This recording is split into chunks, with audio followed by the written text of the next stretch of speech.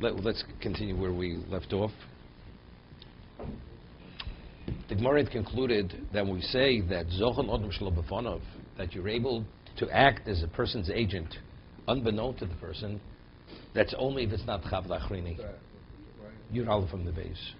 That's only if it's not a detriment to another individual. But if it's a detriment, then we don't apply the law of Shlichus. I mean, we didn't speak about what is the rationale. I mean, the Torah introduces the concept. The Gemara in Kedushin cites number psukim, which is the source for Shlichus. Shlichus Kamosa. What do we need psukim? You want to delegate something through a third party? So why can't you delegate? But yet the Gemara cites three sources. Shlichus Kamosa.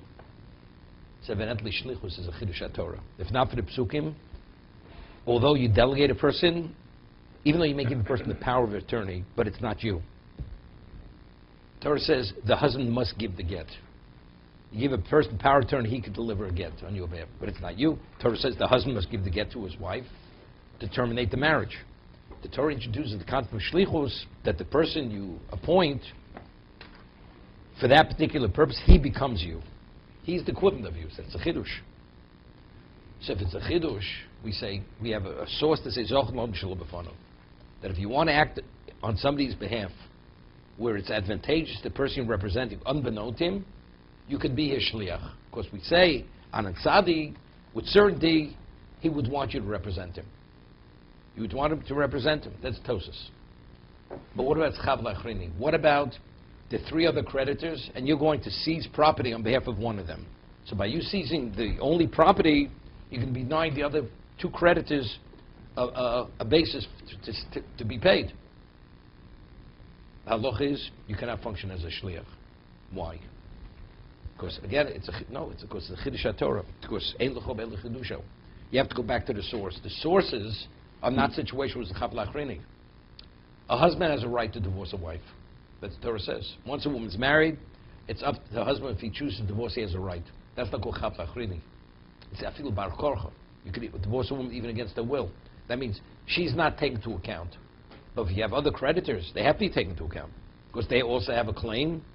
As the person you're seizing on his behalf, he has a claim. No, that's Rashi. It was Rashi. That's Machlokes Rashi and Tosos.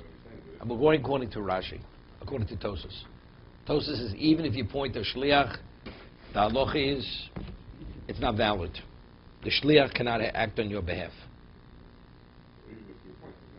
Even if you appoint him, so why? But you appointed him. The answer is because shlichus is a chiddush HaTorah, ein l'cho be'en l'chidusho. It's only in the context Torah said it. Where do we find shlichus? It's not a Chav L'Achrini. But if it's something more extreme, we don't apply the chiddush. Okay. So, a man can hire a shliach to... You don't have to hire. Appoint. Right. Point to deliver a get. Sure. But it's not in the interest of the woman. Yeah, but again, a woman has, the Torah says, a woman doesn't have a say in the matter to what degree she remains married. Whenever the husband chooses to terminate the relationship, it's all up to him. The woman is not taken into account. That's what the Torah says. Chav L'Achrini means a person has a right, and by you acting as an agent on behalf of another person, you're causing that a person who has the right to be denied that right. So if you have other creditors besides the person you're representing, they have rights, and as a result of you acting as this person's agent, you're denying them. But that's not what shlichus is. Shlichus is, it's not denying anybody something, a right, which he rightfully has a right to that right. Right? So a divorce, she has no right. She has no say in the matter. So therefore, that's not classed as Chav L'Achrini. Give you an example. The Rashba says a woman is able to appoint a shliach to receive kedushin, to receive, the value in marriage, to represent herself. So the question is, but when she marries herself off to this man, she's denying the rest of the world. She's not available to them. So why is that Chav L'Achrini? That's the Rashba. Just address it, just explain it. The answer is a woman has a right to marry who she wants to marry. Nobody has a claim on her. Each woman has a right to marry who she chooses to marry. That's not considered chav lachrini. It's not a detriment. It's only something, as a person has a right and has a claim, and as a result of you actually, you're denying that person what's rightfully his. Okay, that's chav lachrini. Is it clear? So what about the shliach en route to deliver the get? What's the problem? He was appointed by the husband to be his shliach. That's not chav If the lachrini. husband changes his mind, He cancels it. he cancels It cannot be delivered, the get. The get cannot be delivered because you can only represent me. That's a separate concept. The shliach cannot take possession on behalf of the woman because it's a chov, because it's a detriment to her. to go. Right? So she doesn't want you to be a shliach. Right? According to Tosas, because we say with certainty she would want you to represent her. So she doesn't want to be represented here. Because the moment she's terminated, all her financial support is over. Right? He only has financial responsibilities as long as she's his wife. Once it's terminated, he has no financial responsibilities. So therefore, what you can say, with certainty, he would want this man to represent her? Definitely not. Therefore, until the get is actually put into her hand, the husband has a right to cancel the shlichus. Because you can only represent the husband as long as he wants you to represent him. Why in marriage can you do it? Why in marriage can you send a shliach to marry a woman? If she No, has, because it's up to her whether she wants to agree or not agree. Right, exactly. So No, because again, because my appointing shliach to represent myself, it's not infringing on anybody's rights. The woman agrees to take the money. She's married. She doesn't agree. She's not married. So that's all my criteria for a shliach. That Right. You can't infringe on anybody else's rights. Correct. And if you do, that's called chav lachrini. It's a detriment. If you infringe. That's You infringe, that's called chav lachrini. You're with us, Howard? Okay, good. So the Gemara says, Amar Rav Chisda, Hatofis l'machov b'mokshe chav lacherim, bonu l'machlok Rabbi Lezer v'Rabbana. It seems to be machlokes tanoim. You know, how broadly do I understand the laws of shlichus? Because as I said, all the examples of shlichus in Torah, then none of them are chav lachrini.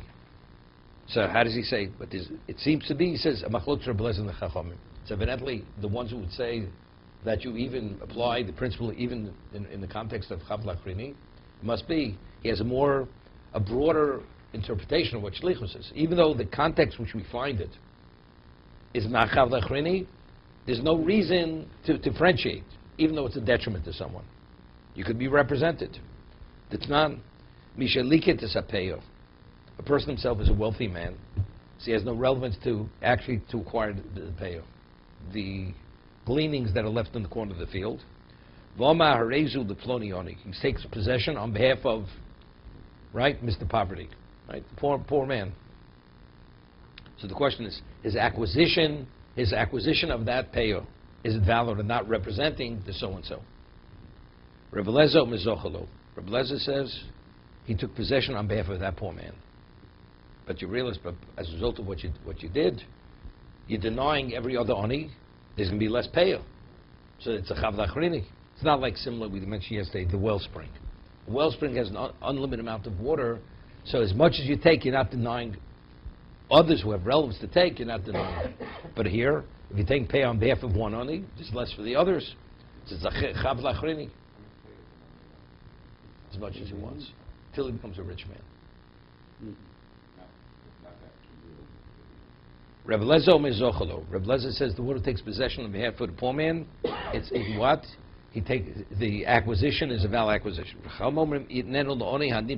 No, he's not permitted to, his act, although his intent was to acquire it on behalf of a specific oni, but he has to give it, relinquish it to the first oni who presents himself. But he already acquired it for the other oni. The answer is that acquisition had no value because it's chav lachrini. So therefore, now he's in possession of something which he has no right to have. Therefore, he has to release it to the first ani who presents himself. That's different than an invada. Like someone finds something on the floor and says to a shliach, I want you to grab it. So someone else could grab it instead. Again. Aveda is hefker.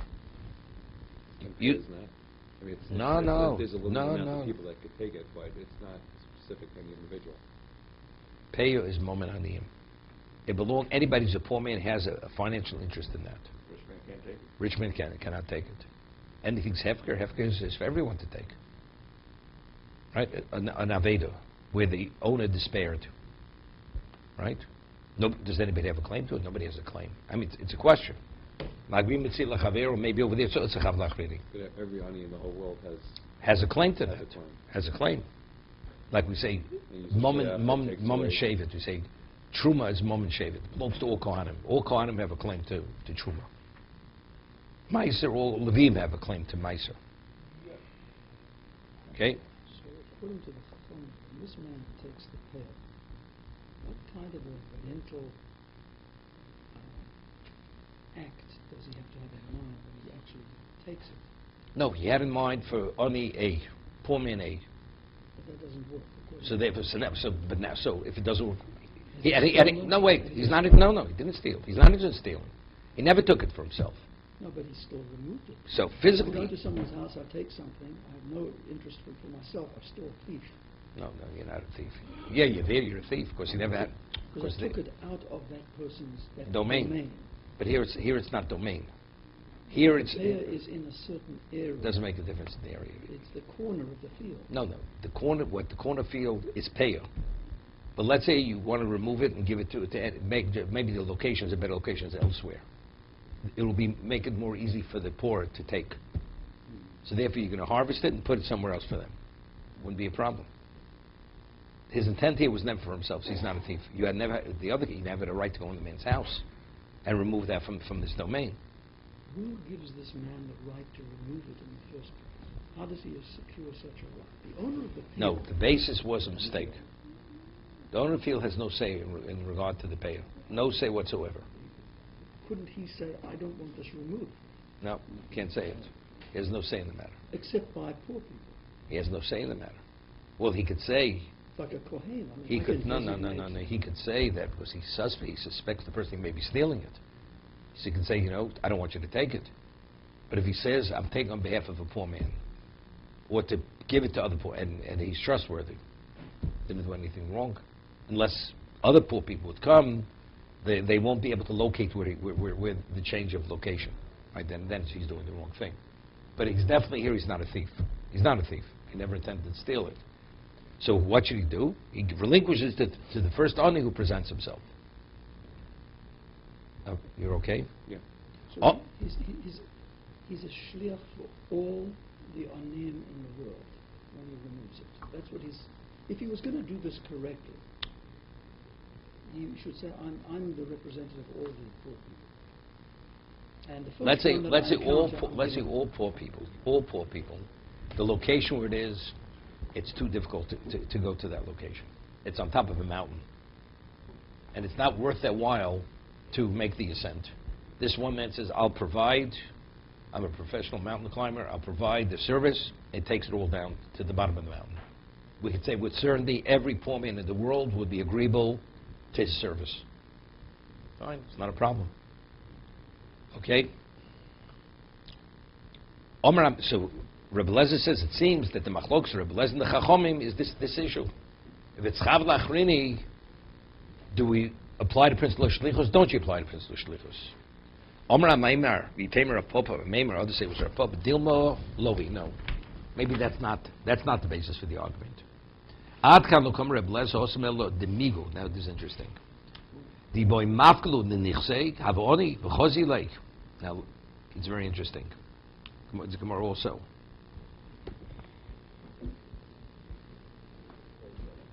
Yeah, the Gemara says something similar in Bava Metzia, meaning this. Hamagbi Metzia lechavero. There's an argument in the Gemara in Bava Metzia whether that's chav lachrini or not. Yeah, which he asked.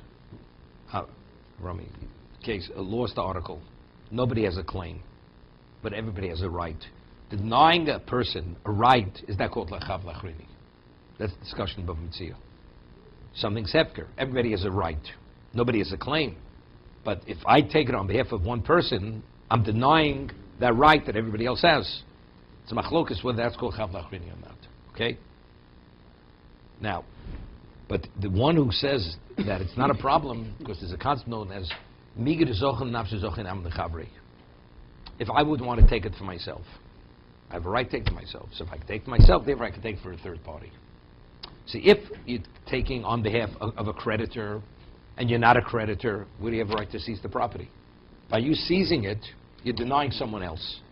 But here, what do you think? If I wanted to, I could have taken it for myself here. So the moment you have that concept, I dismiss this issue, but you're denying me. What am I denying? I could have taken it for myself. So if I could take it for myself, I could take it on behalf of another party. So by pay, But that's by pay you can't say that. Also using another ani as Wait. You can't say that. You can't say that. So how do you somehow circumvent the problem? Let's say a person would say, I'm willing to disown all my properties, all my possessions, and I become under the poverty line. So now I'm an oni. So if I'm an oni, I have a right to take it for myself, right? So therefore we say like this. It's, even though migu, if theoretically I would disown all my properties to be economically classified as an oni, I have a right to take it. But even have a right to take it, it's no worse than Magbi Mitzia, right? Let's say then it's like one oni taking on behalf of another oni. So if you hold by Magbi Mitzia, you can, because if I can take it to myself, you can't claim I'm denying you. I could have denied you for taking myself. So just as I could have taken myself, I'm taking on behalf of another person. So over here we have to say a double migu. Firstly, I have the ability to disown all my possessions, to be classified as an oni. So if that's the case, I have relevance to take possession of this. But even then, it's still a problem, because you're denying another oni the right, because you have no interest. The answer is because, but factually, if I wanted to take it for myself, I could have taken it for myself, in the state of being impoverished. So again, so that dismisses the point, the claim, you're denying me a right. The fact of the matter is that he's not yet an oni until he does the relinquishment. But that's the concept. Boy, that's migu.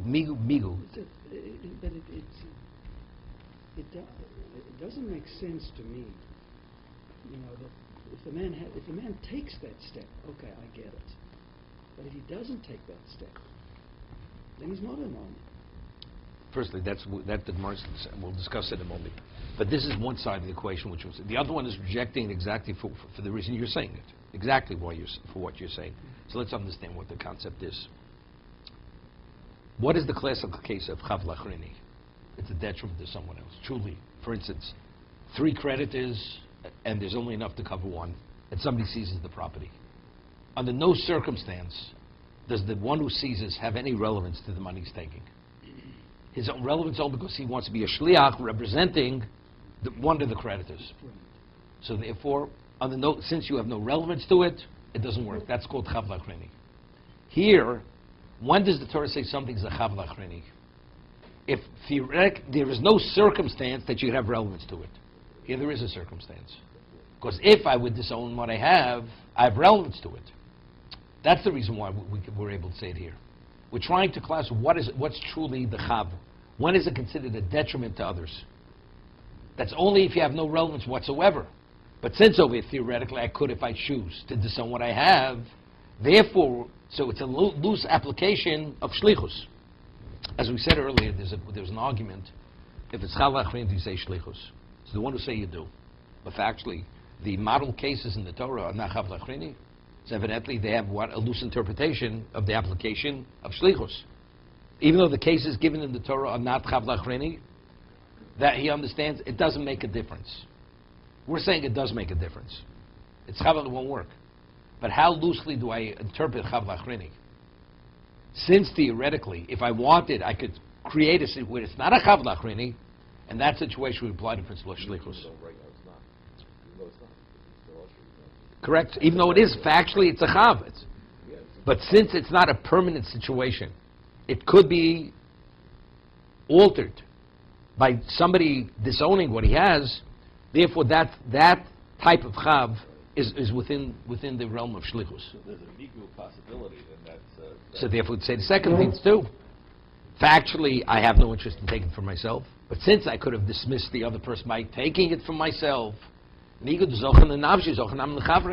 If I can take it for myself, why can't I take it to someone else? It's interesting. That we once discussed, Andrew, you learned this when you were in, I think, 10th grade, this Ketsos.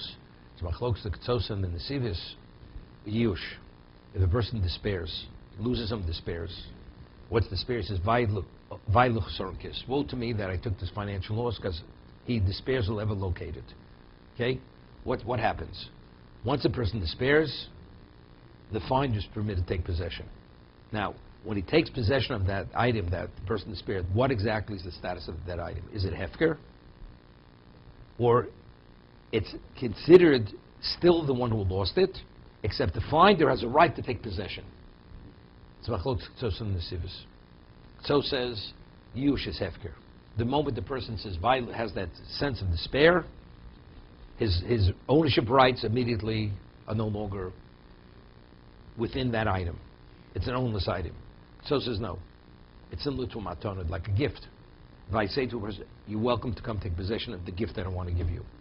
Until the last moment he could change his mind, the gifter. But if he doesn't, he has a right to take possession. Although, when he's taking possession, it still belonged to the gifter. But since he's allowed him to take possession, his action of acquisition is valid. That's the Ketsos. He says it's kematon. It's similar to a maton, like a gift. Okay? So how does it work now? So man despairs. Wait, so let's say man despairs, and before a third party takes possession, the one who lost it notices it. Notices it. And he's no longer in a state of despair. Because he notices. Because he notices it. The third party can't take possession. He can reacquire. No, he doesn't. He doesn't reacquire. He never left his domain. Never left his domain. Oh, never left his domain. But It's like the gift. No, but if you're of the opinion that Yush is hefker, so if he takes possession before you're able to reacquire it, it's the third parties. So a man, drops his ring in a lake, and he despairs. And somebody who is a diver said, I saw something on the bottom of the lake. He can reacquire? He doesn't have it? It's still there? The diver takes possession. No, the diver didn't. He just saw.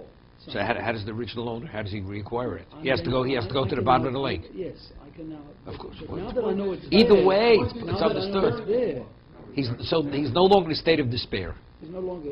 So now that we want to possibility- know, but what is the status of that ring? Is it still his or it's not his? So That's that's the the machlokas. So he could, in that case. Everybody agrees he could. He could. Nobody's He disagreeing. can reverse his. No, that's the question is, by not being in a mindset of despair, does that actually cancel it out? Now it's secure in his domain. A third person cannot take possession now, because he's no longer, or do we say no? Once you despair, it's been removed from your domain, because it's hefker. So now, unless you've reacquired it, you have no say in the matter. A third party can take possession. But we've said that the act of acquisition there's several ways to acquire something. So, therefore All what? require an act. Therefore, Okay, so now the man has despaired. what was the consequence of the despair? Did it become hefker, or did it not become hefker? So, According to Ketsos, it became hefker. It's ownerless. so there he, and that's fine. That's easy to understand. It's easy. Right. So what now about a the third other- party, the one who had lost it notices it. Mhm. Could he say to a third party, I don't want you to take it. It's still mine. It's not his. It's not his. He has no say in the matter. But let's say despair means when you're state of despair, Torah says who comes upon it has a right to take possession, although it still belongs to the original owner. Oh. It's similar to the gift. I give you permission to take possession, to come receive the gift. So, and I am still in mindset, I want to give you the gift. When the person takes possession of the gift, it becomes his. What happens if before he takes possession, he says, I changed my mind. I no longer want to gift it to you. If he takes possession, he's a thief. Same thing here. As long as he's in the state of despair, it's similar to the gift. The moment he's no longer in that state of despair, it's like he changed his mind. He's not giving the gift. What? And it's a machlokas. I mean, it turns out it's a machlokas Rishonim. Rashi always says hefker. It's Yush. He says hefker. Okay. So what I want to say is this. So there's a word. The Ketsos had a brother. He was known as the Kunshas HaSveikus. See, he says, let's say according the opinion that Yush, it still belongs to the original owner. It only means that the party who finds has a right to take possession. Let's say he chooses not to take possession and he destroys it. Is he a mazik? Is he a mazik? Factually, if he didn't take possession, whose item? It's still the original owner's item. So if he damages it, is he a damager? Does he have liability of a damager? If it's not hefker, and the finder chooses not to take possession, and he damages it, does he have the liability of a damager? Before he did the damage, if he took ownership, He would. it's his. It's his. He's entitled He to chose ownership. not to take ownership. Oh. He told me he chose not to take ownership, and he damaged it. Does he have the liability of a damager? Wait 1 second. We'll hold it where it's not hefker. So the Kurdish says he's a mazik, and he has to pay restitution. I don't understand the entire psychology behind the matana concept.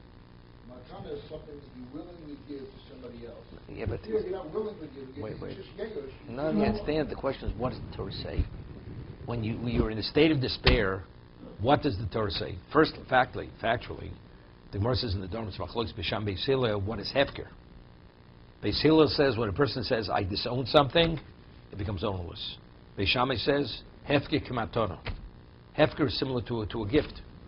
That until, even when you declare something ownerless, it's yours until somebody takes possession. It's machlokes Beis Shammai Beis Hillel. And it's based on a pasuk. Hefker is a pasuk. It's not just the concept, you disown something, immediately becomes whatever. There's a pasuk. Pasuk says, unetashto. You've given it up. So what does that mean? Does it mean you've given it up, it's no longer yours? Or does it mean you've given it up that you allow other people to take possession? Okay? So that's what the Kunshas Vegas wants to say, that since it's still in the domain of the original owner, therefore you're a mazik. Because who's wait. So Mashgiach Zech many years ago, he says, he took issue with it. He says, it's illogical. It's illogical. I mean, if factually I can take possession, it's totally mine. And then I choose to destroy it, there's no liability. So because I choose not to take possession, I should be a mazik. There he says it's totally illogical. Okay, you can hear it, you cannot hear it. So until he takes possession, it's not really his. So therefore, No, I understand that, but somebody else's. So but it doesn't make, if the Torah allows second, if the Torah allows you to take possession, if I can take possession, which I'm totally taking it away from the original owner. So here where I minimize his item, I'm minimizing it. Here the Torah allows me to take it fully from him. So now when I'm minimizing it, by damaging it, the Torah should hold me accountable, that I should have liability. Doesn't make any sense. It's illogical. Can't you also say that when you are mazik, you are taking possession of that item? It's not an act of kinyan. It's not bailush. No, definitely not. What's the halacha? What's the law? You steal something, and afterwards it breaks. Who owns the shards? The guy stole it. Before it breaks, you don't own it. Right. When it breaks, you own the shards of that, right? What happens if I go and damage somebody? I never stole it. I go and smash somebody else's barrel, earthenware jug. Who owns the shards? The one who originally owned the jug. But originally, Well, you didn't steal it, oh, you did steal it. right? You just smashed his earthenware jug, right? You have to pay the difference between the value of the shards and what the original value was. So I'm saying it's the same idea. Migud zocher naf zocher. How could you consider this a chavla achrini? If the Torah said, if I want to take it for myself, I can take it, and everybody else becomes irrelevant, correct?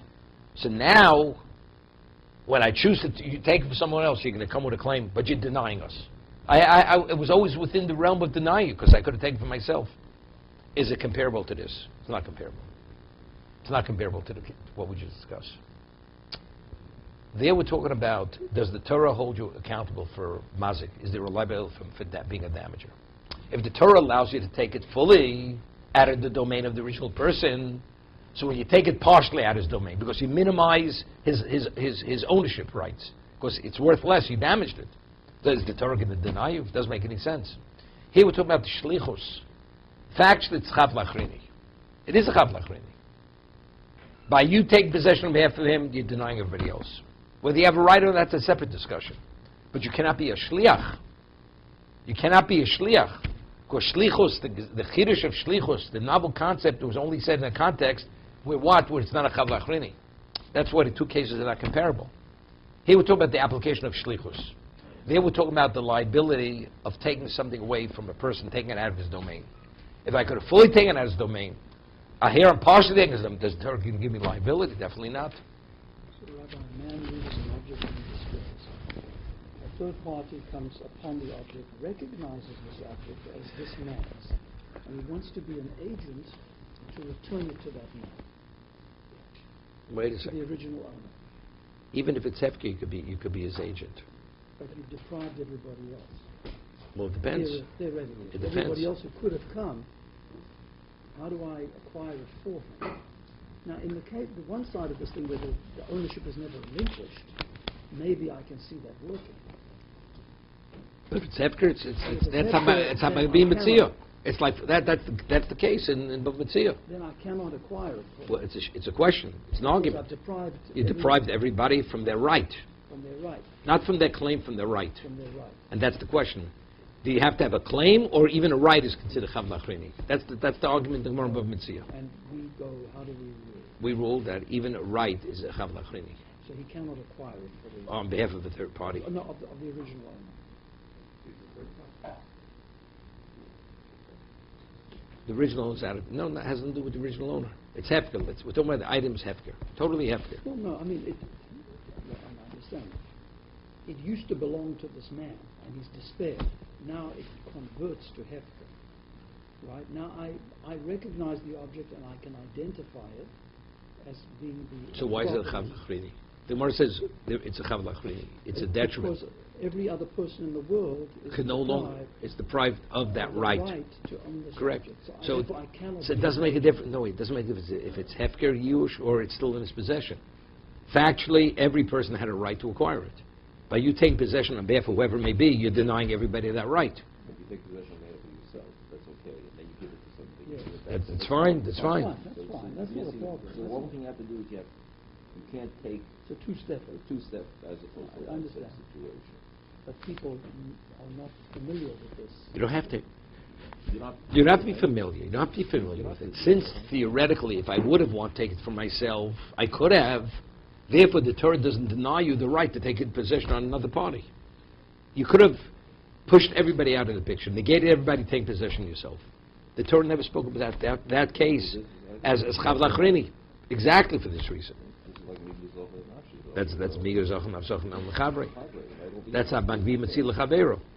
Here we're saying a double migu. Firstly, it's within my power to disown all my possessions, to be a poor man. And even as a poor man, I still have a problem. Because it's like Metzio, right? Because by me taking on behalf of that party, I'm giving other anim have less. The answer is Migir Zoch and Nafshe. Since I wouldn't want to take it for myself, I could have because I'm a poor man. So therefore I could take it on behalf of this other party. So it's not chavla achrini. Nobody's going to get the master all of the custody so they can become a But it's all theoretics. It's all theoretics. As long as it's within my ability, that's sufficient. Okay, just let's go. Let's finish this up to the two dots. The reason why Rabbi Lezer, it's not because it's just the chavla achrini. First thing, the boy mafkel hulad nechsei vavioni v'chozilei, and then he has relevance to it. And now it's no worse than magvi metzio. He has no interest in to pay himself. Since he could acquire it for himself, zochin amil chavri. Therefore, he could acquire it for his fellow ani. Aval hochalo. But when we're dealing with a chavla achrini, tofus l'bachov, where you have a creditor and you're not the creditor, you have no right whatsoever. So that's how we understand Rebbe Lezer. V'ad kan lo kama Rabbanan. The Rabbanan said no, that you take possession means nothing. You have to relinquish it to the first ani you come upon. That means we're rejecting this concept. Why? Elo the chsiv lo salakit lo oni. You should not gather in for the oni lo salakit lo lo oni. You should not act on behalf of the oni. That's what it is. But over here, maybe you do say it. There is Xer Sakosov. Rabbi Lezer says, you can. What does he do with the post that says, Lo Slakid Loni? Meaning, what about an oni? He's a farmer. And he has a field and he leaves Peah. Is it permitted to take the pay for himself? The answer is no. Lo salakit loni, the oni in his own field, he has no right to it. Although he meets all the criteria for a poor person, and he wants to take for himself, he cannot. That's the Gzer Sakosov. So they'll dispute what the migu that the other guy, the rich guy had. If he makes himself an ani, how does he? No, the Gzer Sakosov. Lo salakit loni. Here he's even where he's a noni. He is truly a poor. He doesn't have to disown his properties. So he doesn't, he can't. He's not allowed to take it. If initially it grew in his possession, it was his field. Right. So I'm saying the rich guy has no migu according to this. According to his father. It's not going to help you. But he could be mafka the field. He could be mafka the field when he'd be in the same situation. No. It's not going to help him. Gzer Sakosov. Because of his specific. Because it is area. right, exactly. Stop here.